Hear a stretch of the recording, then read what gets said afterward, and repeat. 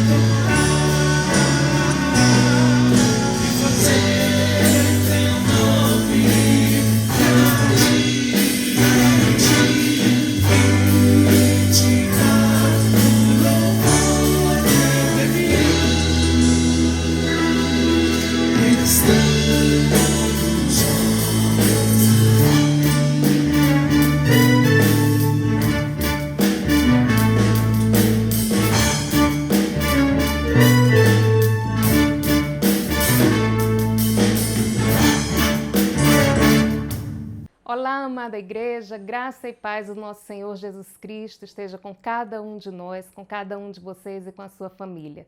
Nós estamos mais uma vez aqui para falarmos sobre a nossa campanha de missões nacionais, que tem este ano como tema Porque Ele me amou. E a divisa que está em 1 de João 4,19, nós amamos porque Ele nos amou primeiro. Como é maravilhoso pensar no amor de Deus. Como é bom nos sentirmos objeto do amor de Deus. Sabermos que foi por amor que o nosso Deus Todo-Poderoso se fez um de nós, veio a este mundo para nos salvar. Tudo porque Ele me amou, porque Ele te amou.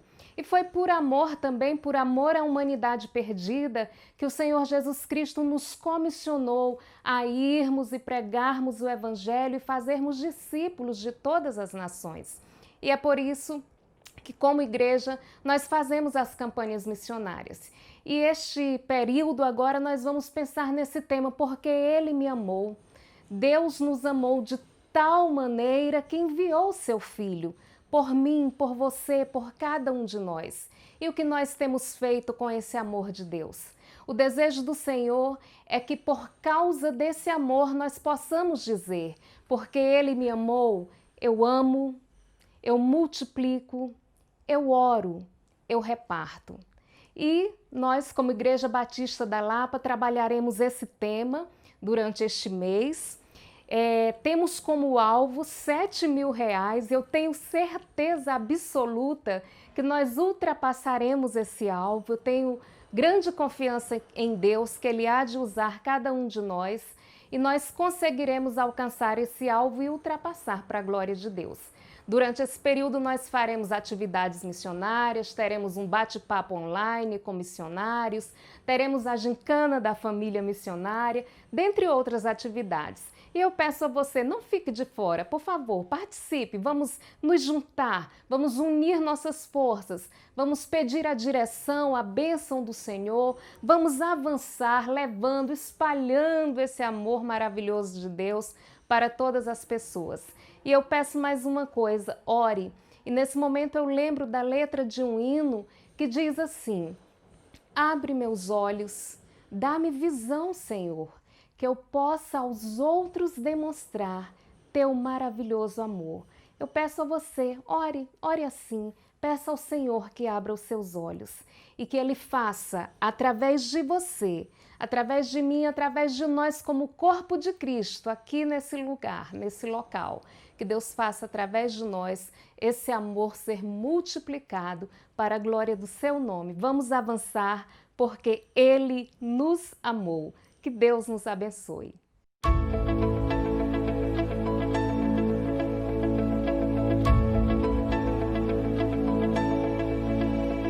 esperança de salvação está na cruz do Rei Jesus. Por sua graça encontro paz e ao perder vida atrás.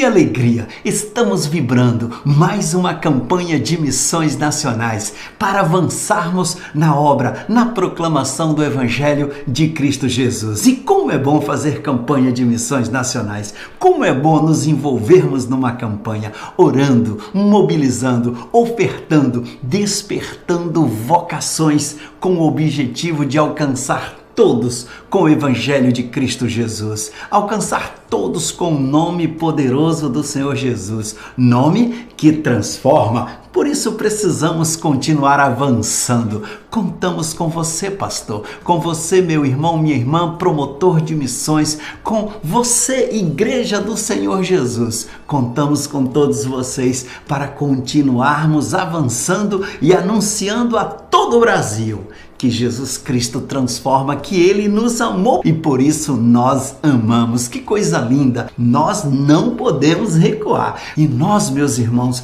temos a bênção, o privilégio da missão de multiplicar discípulos. Ele nos enviou. Ele nos amou de tal maneira que enviou seu Filho para que todo aquele que nele crê não pereça, mas tenha vida eterna. E Ele nos enviou. Nós temos a linda missão, o privilégio de multiplicar discípulos. Por isso que estamos envolvidos em mais uma campanha de missões nacionais. E eu não tenho dúvida, esta campanha será uma bênção para a glória de Deus. E muitas vidas serão alcançadas. O trabalho missionário continuará avançando e o nome do Senhor Jesus será glorificado. Estamos juntos, batistas brasileiros. Estamos juntos, igrejas do Senhor Jesus. Pastores, estamos juntos. Vamos avançar. Vamos proclamar o Evangelho do Senhor Jesus. Vamos fazer a obra com alegria. Vamos orar, compartilhar, repartir. Vamos multiplicar discípulos.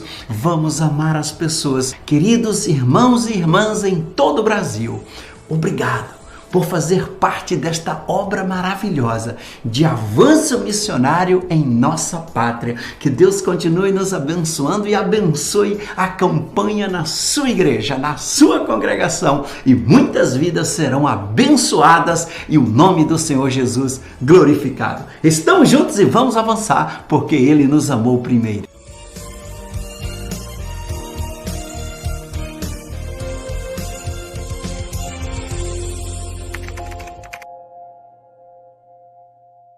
Nesse tempo tão difícil, Deus nos tem abençoado e protegido de uma maneira muito especial. E eu quero louvar ao Senhor pela generosidade dEle sobre a sua vida, sobre a minha vida, sobre a vida da nossa igreja, e agradecer a cada um de vocês que tem permanecido fiéis nos dízimos e nas ofertas. E agora, como um ato de louvor e adoração a Deus, quero convidá-lo a ofertar, a dedicar ao Senhor este ato de adoração.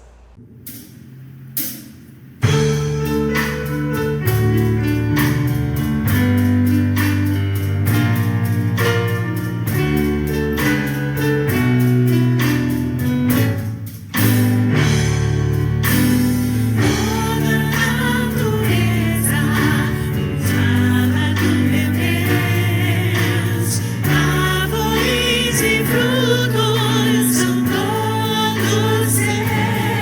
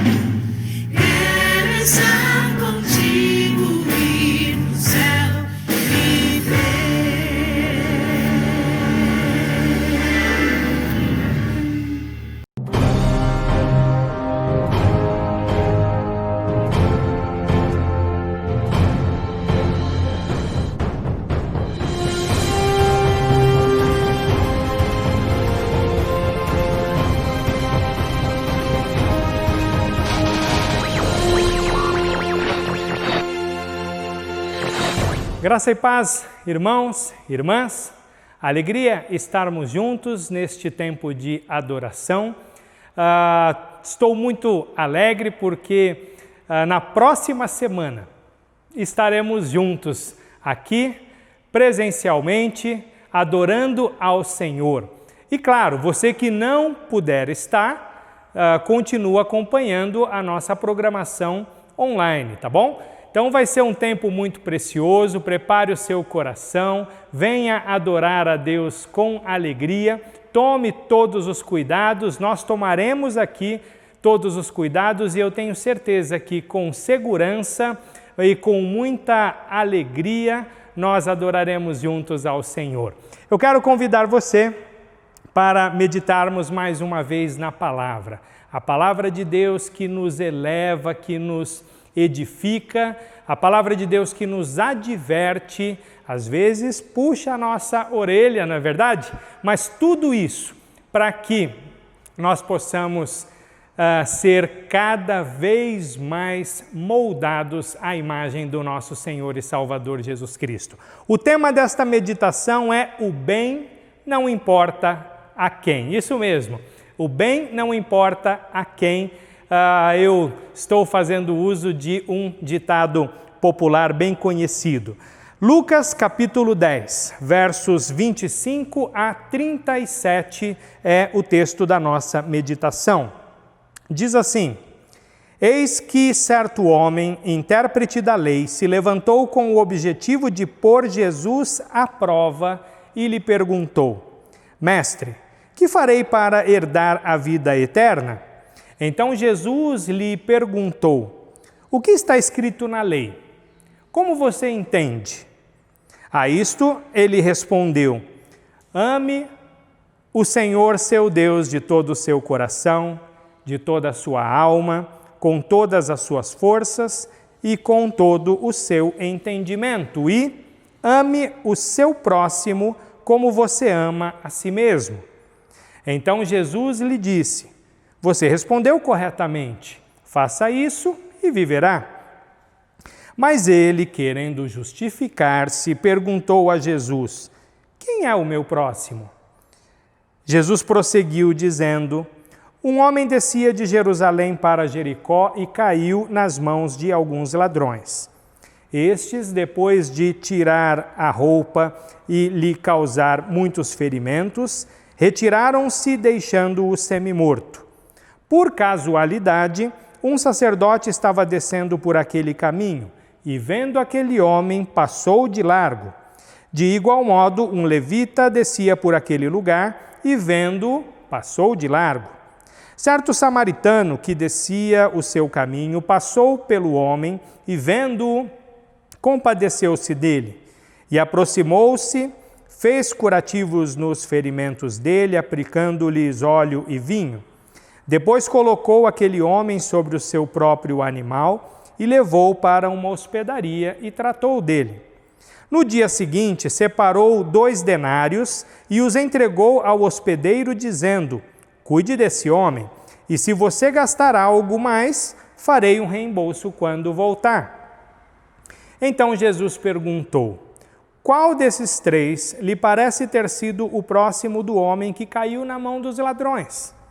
O intérprete da lei respondeu: O que usou de misericórdia para com ele? Então Jesus lhe disse: Vá e faça o mesmo. Vamos orar? Bondoso Deus, Tua palavra é tão estimuladora. Ela penetra no nosso coração e na nossa mente. Ela nos corrige, ela nos exorta, mas ela também nos motiva e enche o nosso coração com o desejo de obedecer à Tua vontade. Ajuda-nos, Senhor, a pegar tudo isto que a Tua palavra nos dá e colocar em prática em nossa vida, contando com o Teu poder, com a Tua direção, em nome de Jesus. Amém. Bom, através dessa conversa entre Jesus e o intérprete da lei, nós aprendemos que amar o próximo significa fazer o bem, não importa a quem. A história, como lemos, começa com um especialista na lei de Moisés colocando Jesus à prova com a pergunta: Mestre, que farei para herdar a vida eterna? Jesus recorreu aos mandamentos que eram tão conhecidos por ele.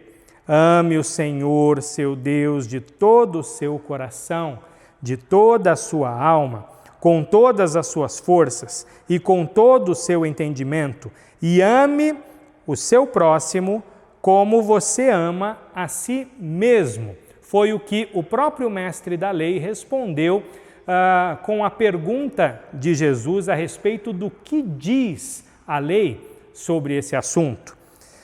No entanto, Lucas, o evangelista que escreveu este livro, afirmou que ele, querendo justificar-se, perguntou a Jesus: mas quem é o meu próximo? Essa pergunta partiu de um especialista da lei. Estamos diante de um catedrático fazendo perguntas a Jesus, que era, por assim dizer, pelo menos para os religiosos da época, um leigo.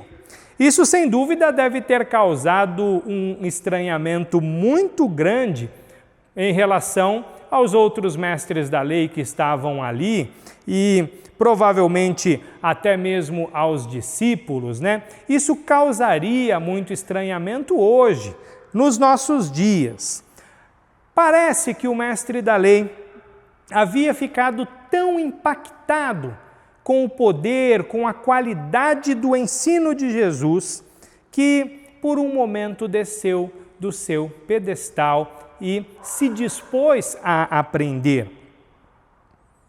E sabemos que é difícil pessoas que se consideram sofisticadas, intelectual ou economicamente, se tornarem como crianças a fim de herdar, de entrar no reino de Deus. É estranho, sem dúvida, mas ao mesmo tempo é uma imensa alegria quando isso acontece.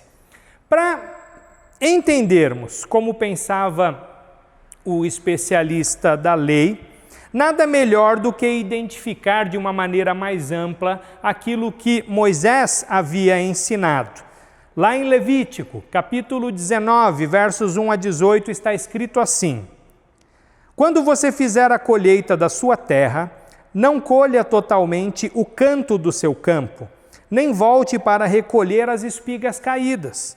Não seja rigoroso demais ao fazer a colheita da sua vinha, nem volte para recolher as uvas que tiverem caído no chão. Deixe-as para os pobres e estrangeiros. Eu sou o Senhor, o Deus de vocês. Não furtem, não mintam, não usem de falsidade uns com os outros. Não façam juramentos falsos pelo meu nome, pois vocês estariam profanando o nome do seu Deus. Eu sou o Senhor. Não oprima nem roube o seu próximo, que o pagamento do trabalhador diarista não fique com você até amanhã do dia seguinte. Não amaldiçoe o surdo, nem ponha tropeço diante do cego, mas tema o seu Deus. Eu sou o Senhor. Não seja injusto ao julgar uma causa, nem favorecendo o pobre, nem agradando o rico. Julgue o seu próximo com justiça. Não ande como mexeriqueiro no meio do seu povo, nem atente contra a vida do seu próximo. Eu sou o Senhor. Não guarde ódio no coração contra o seu próximo, mas repreenda-o e não incorra em pecado por causa dele. Não procure vingança, nem guarde ira contra os filhos do seu povo, mas ame o seu próximo como você ama a si mesmo. Eu sou o Senhor. Em resumo, a lei de Moisés ensina que fazer o bem, não importa a quem, envolve questões muito básicas e muito práticas. Por exemplo, não negligenciar os pobres, não explorar trabalhadores, não prejudicar portadores de necessidades especiais, o texto fala de cegos e surdos, não perverter a justiça, não enganar nos negócios, não dar lugar ao ressentimento, não fazer falsas acusações, não agir com vingança.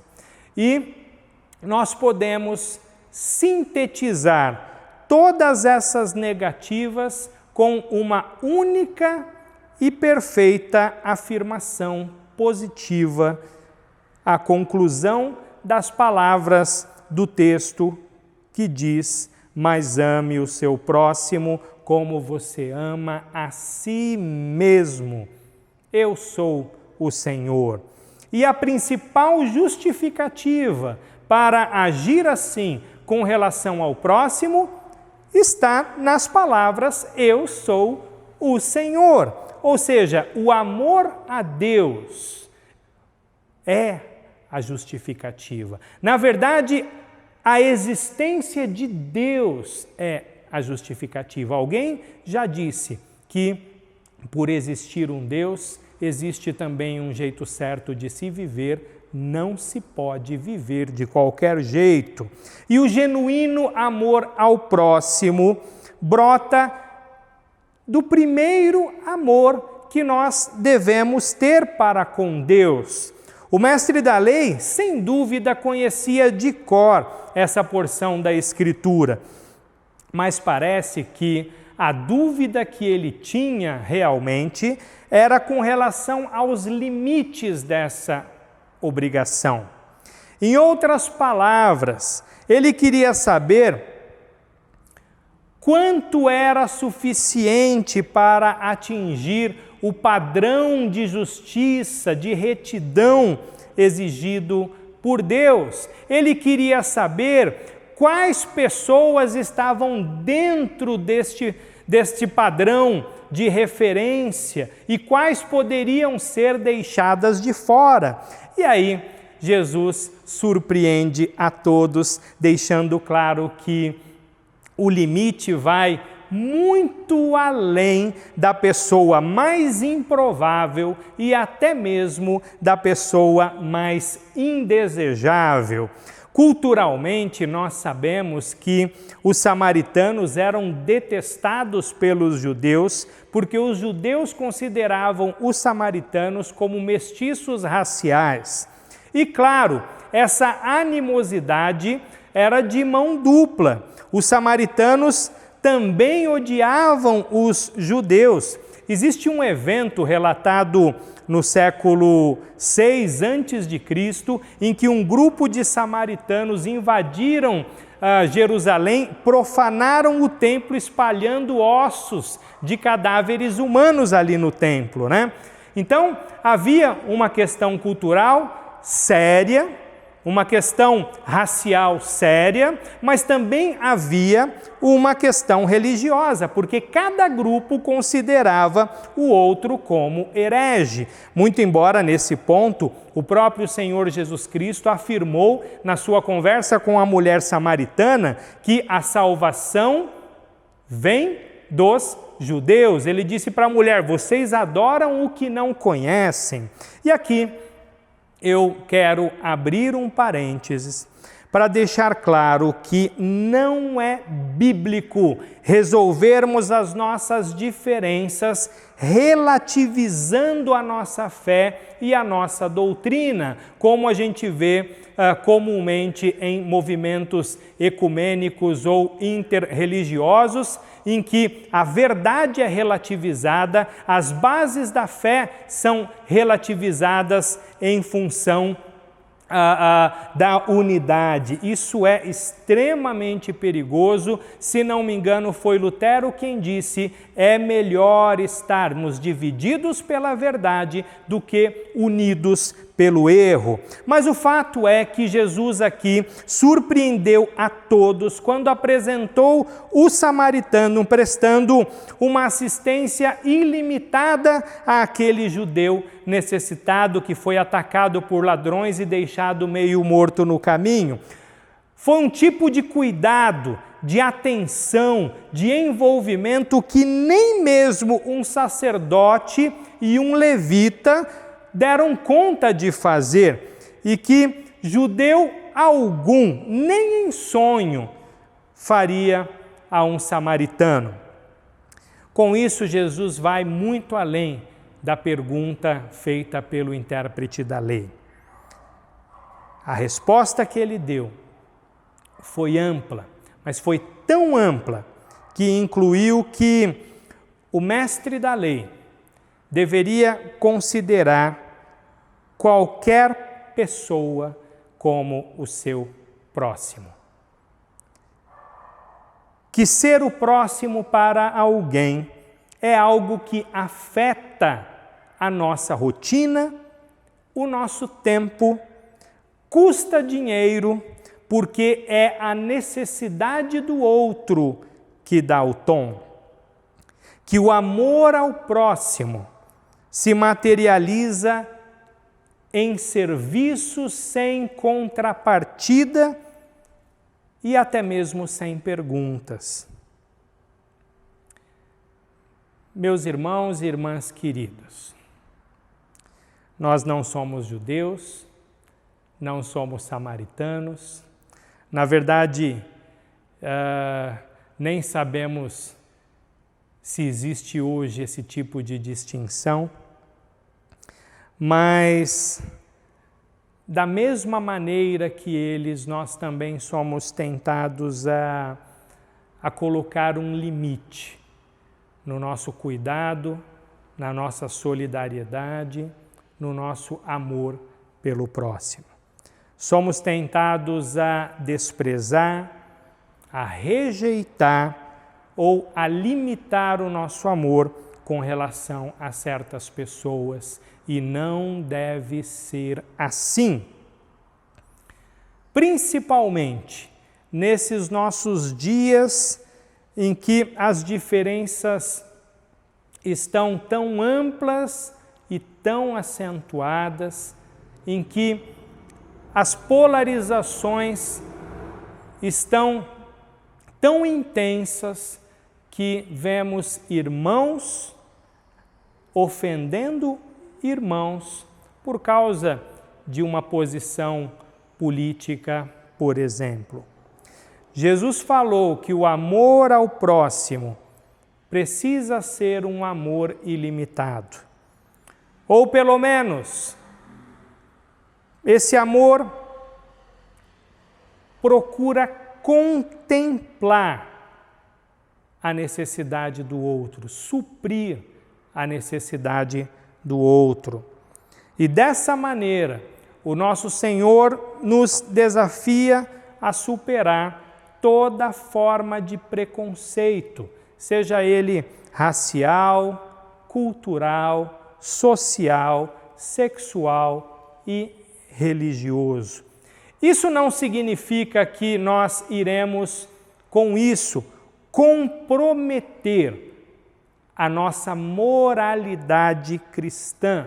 Não significa que, ao agir para o bem de alguém que vive de uma maneira que nós não concordamos e que a palavra de Deus afirma ser errada, nós não iremos mudar as nossas convicções, nós não iremos negar o ensino claro da palavra de Deus para fazer o bem para as pessoas. Nós não iremos negar também as nossas convicções bíblicas, mas nós precisamos entender que a conduta mais santa e a doutrina mais pura serão de pouco proveito se não forem demonstradas por uma atitude de amor ativo, sacrificial e testemunhal com relação ao nosso próximo.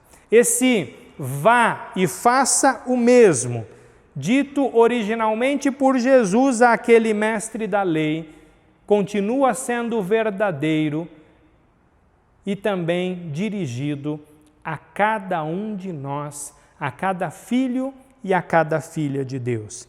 Mas é importante destacar que ninguém será salvo por agir com bondade, ou seja, ninguém será salvo à parte do Evangelho de Cristo Jesus.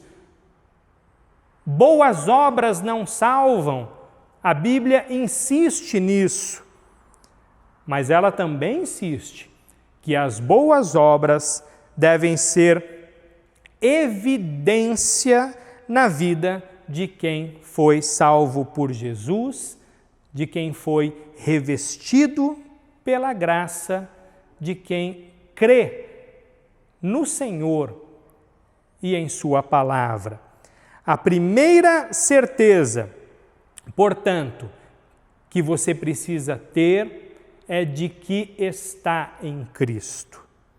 Se você não tem essa convicção, a Bíblia diz que todo aquele que invocar o nome do Senhor será salvo. Todo aquele que confessar os pecados, Deus é fiel e justo para lhes perdoar os pecados e lhe purificar de toda a injustiça. Portanto, arrependa-se dos seus pecados e creia no Evangelho de Jesus Cristo, o Filho de Deus, que veio ao mundo, viveu uma vida perfeita, morreu por nossos pecados, ressuscitou, vencendo a morte e desde então reina sobre todas as coisas eternamente. O mestre da lei reconheceu que o próximo do homem judeu caído na estrada foi, nas palavras dele, o que usou de misericórdia para com ele. Jesus é aquele que usou de misericórdia para com todos nós. Ele deixou a sua glória para empoeirar os pés neste chão, para nos resgatar do poder do pecado, das garras da morte, da ira de Deus, da condenação eterna. Ele, além de ser o nosso Salvador, é também o nosso modelo e o nosso padrão de fazer o bem, não importa a quem. Por meio dele e pela graça de Deus, você não precisa ficar à beira do caminho, porque o socorro e a direção já foram concedidas. Ele veio em seu resgate, ele veio para te livrar da morte, ele veio para te libertar do pecado, ele veio para te conceder uma vida verdadeira. Mas antes de terminar, eu também preciso advertir a você que é uma pessoa como eu, conhecedora da Bíblia, que se declara cristão, mas não tem agido como quem? Nas palavras do texto, ama o Senhor, seu Deus, de todo o seu coração, de toda a sua alma, com todas as suas forças e de todo o seu entendimento, e nem tem demonstrado amor ao seu próximo como você ama a si mesmo. A você, que se declara cristão, mas que vive de maneira indiferente para com Deus e para com o seu próximo, lembre-se de que Jesus disse a respeito de si mesmo: eu sou a videira verdadeira. Lembre-se de que os discípulos de Jesus, os filhos de Deus, são os ramos desta videira. E os ramos que frutificam, ele poda para que frutifiquem mais, porém, os ramos que não dão fruto, ele corta e queima.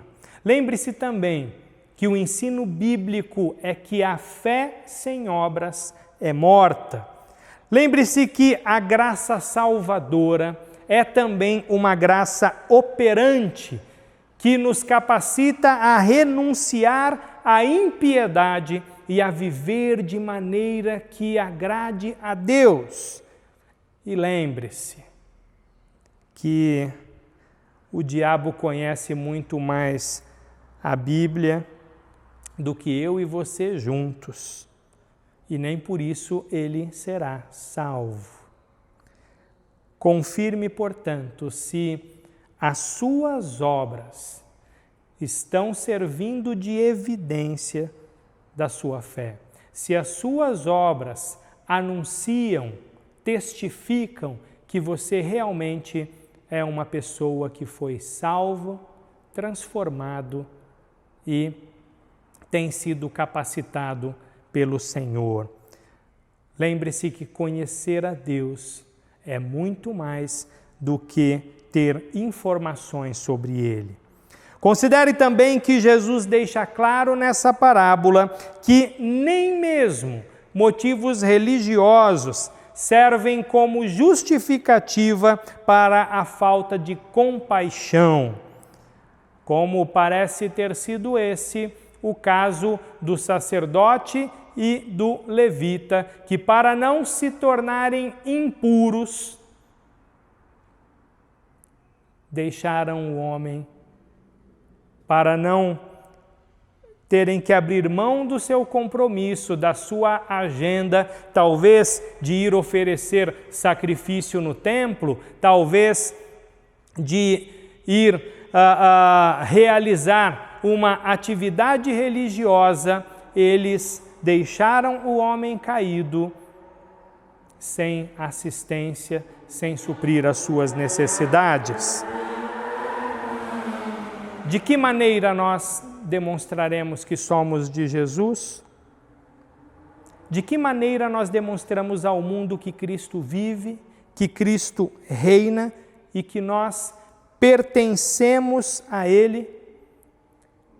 Demonstramos isso quando, através das nossas palavras e das nossas ações, nós estamos buscando a salvação de todos. Que isso seja uma realidade na sua vida, na minha vida e de todos os filhos de Deus. E que o Senhor nos abençoe.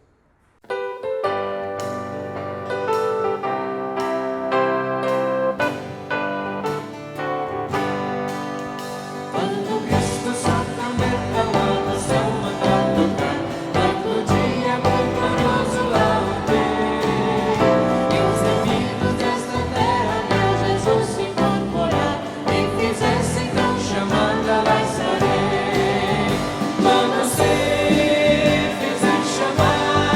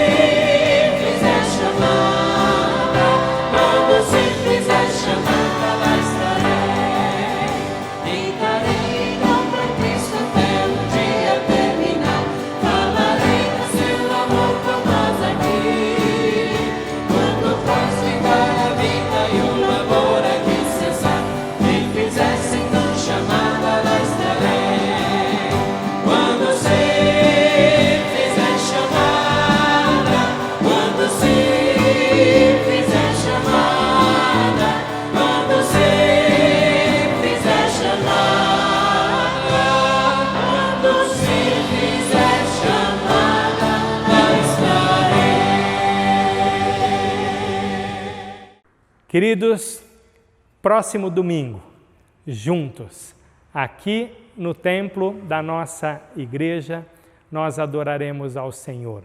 Meu coração está ansioso por encontrar a todos vocês, por rever todos os irmãos. Eu queria mesmo era dar um abraço. Isso não será possível, mas estarmos juntos já será uma grande bênção. Prepare o seu coração para encontrar os seus irmãos, prepare o seu coração para adorar a Deus em comunidade.